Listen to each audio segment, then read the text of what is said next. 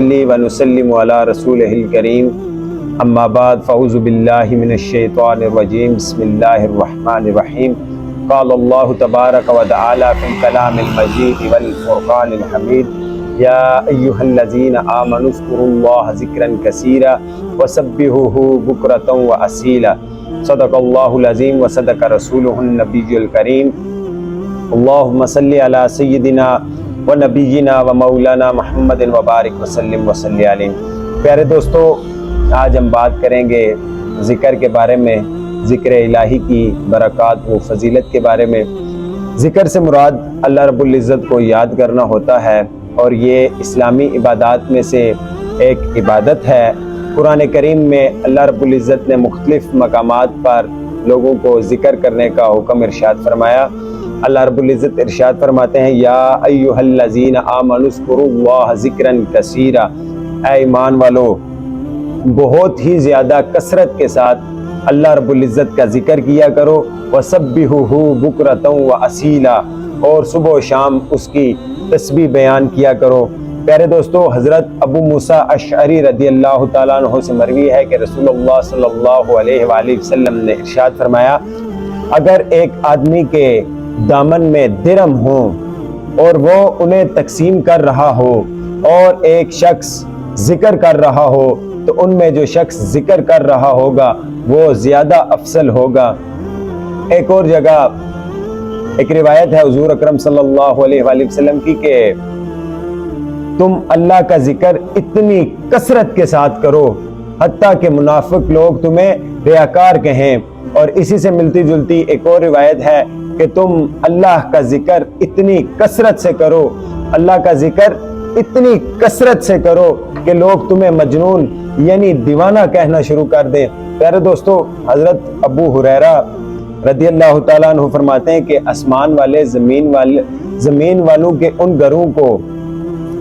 چمکتے ستاروں کی مانند دیکھتے ہیں جن گھروں میں اللہ رب العزت کا ذکر کیا جائے، جن میں ذکر کی محافل سجائی جائیں اور جن میں اللہ رب العزت کے ذکر کرنے والے موجود ہوں، ان گھروں کو آسمان والے روشن ستاروں کی مانند دیکھتے ہیں زمین پہ۔ پیارے دوستو، ایک حدیث شریف کا مفہوم ہے کہ جب انسان کوئی گناہ کرتا ہے تو اس کے دل پر ایک سیاہ داغ پڑ جاتا ہے، اور جب وہ اس سے توبہ کرتا ہے تو وہ داغ یا وہ نشان مٹ جاتا ہے۔ لیکن جب وہ توبہ نہیں کرتا اور گناہوں پر گناہ کرتے چلا جاتا ہے تو اس کا دل پورا سیاہ ہو جاتا ہے اور اس کا دل سخت ہو جاتا ہے، اور پھر اسے گناہ نہیں لگتا اور وہ اس طرح بھی کیفیات میں مبتلا ہو جاتا ہے اور انسان بے سکونہ رہنا شروع ہو جاتا ہے، سکون انسان سے چھن جاتا ہے۔ اور ایسے میں اللہ رب العزت نے قرآن کریم میں ایک اور جگہ ارشاد فرمایا، الا بذکر اللہ تطمئن القلوب، کہ بے شک اللہ کے ذکر سے ہی دلوں کو سکون حاصل ہوتا ہے۔ اللہ کا ذکر ہی ہے جو دلوں کو سکون بخشتا ہے، اور اللہ کا ذکر ہی ہے جو دلوں کو اطمینان بخشتا ہے۔ پیارے دوستو، حضرت عمر فاروق رضی اللہ تعالیٰ عنہ نے فرمایا کہ تم اللہ کے ذکر کو لازم پکڑو، تم اللہ کے ذکر کو لازم پکڑو کیونکہ اس میں شفا ہے، اور لوگوں کے ذکر سے بچو کیونکہ وہ بیماری ہے۔ اللہ کے ذکر کو لازم پکڑو،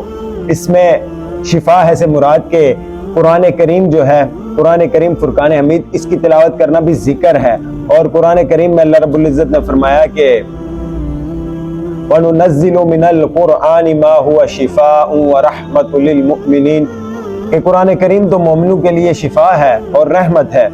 اور لوگوں کے ذکر سے بچو وہ بیماری ہے۔ اس سے کیا مراد ہے کہ ہم اکثر بیٹھے ہوتے ہیں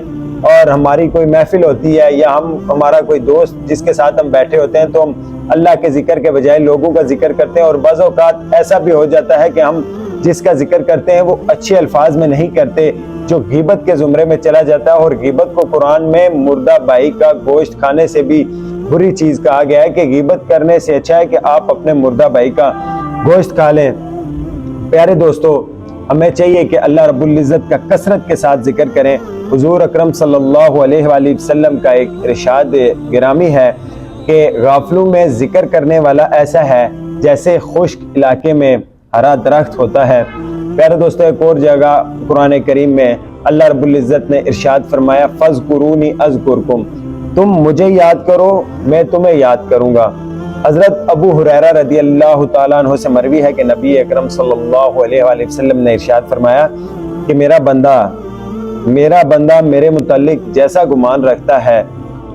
میں ویسا ہی اس کے ساتھ معاملہ کرتا ہوں، اور جب وہ میرا ذکر کرتا ہے تو میں اس کے ساتھ ہوتا ہوں۔ اور ایک اور حدیث شریف کا مفہوم ہے کہ جب بندہ اللہ کا ذکر کرتا ہے تو اللہ بھی اس بندے کو یاد کرتا ہے۔ جب بندہ اکیلے میں اللہ کا ذکر کرتا ہے تو اللہ بھی اکیلا اس بندے کو یاد کرتا ہے، اور جب بندہ ایک جماعت کے ساتھ اللہ رب العزت کا ذکر کرتا ہے تو اللہ رب العزت بھی ملائکہ کی ایک جماعت کے ساتھ اس بندے کا ذکر کرتا ہے۔ پیارے دوستو، رمضان شریف کا مہینہ ہے اور اللہ رب العزت کی رحمت کا دریا اس مہینے میں بہہ رہا ہوتا ہے، اور یہ وہ مہینہ ہے جس میں ہر عمل کا ثواب دگنا چگنا ملتا ہے مسلمانوں کو۔ ہمیں چاہیے کہ اس مہینے میں اللہ رب العزت کو راضی کریں اور اپنے پچھلے گناہوں کی معافی مانگیں اور کثرت کے ساتھ اللہ رب العزت کا ذکر کریں۔ اللہ پاک ہمیں حقیقی معنوں میں اللہ رب العزت کا ذکر کرنے کی توفیق عطا فرمائے۔ وآخر الدعوانا ان الحمد للہ رب العالمین۔